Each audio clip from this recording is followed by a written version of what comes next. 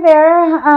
I wanted to talk a little bit about cholesterol since people often get spooked out by eating high cholesterol foods. But, we know the relationship between the body and cholesterol is much more complex than simply you eat it and you get it.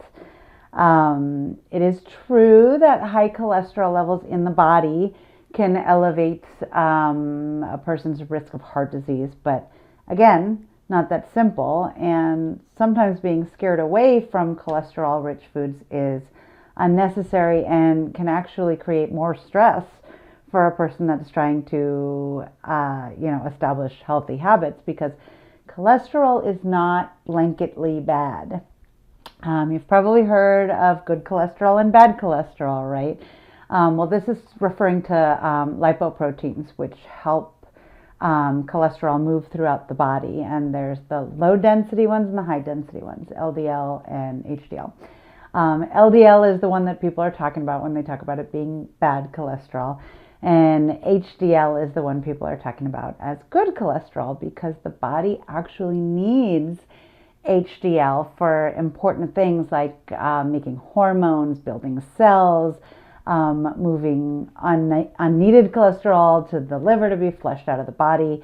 And so it's an important thing to understand that we want that.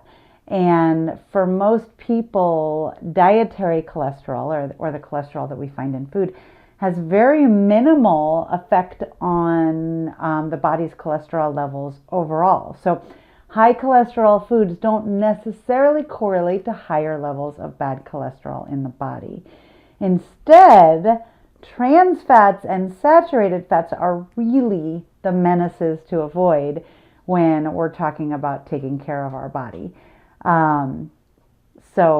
Really the type of fat that's present in a diet is going to do more to determine, your body's health than the amount of cholesterol. So to put it very simply, eggs are a good example of a food that are high in dietary cholesterol but low in saturated fat.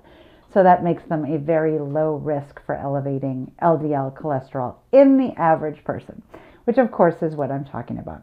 If you are an individual that is struggling with heart disease or some other cardiovascular or metabolic disease, then obviously you want to talk about it to your doctor. But in the average healthy person, you do not need to fear cholesterol in food. In fact, you may even want it, as it may help increase some of that good cholesterol. So be aware of that instead of being scared of it. Just be mindful and just be balanced in your eating. That's always the healthiest way. Hope that helps, and I'll see you back here soon. Bye.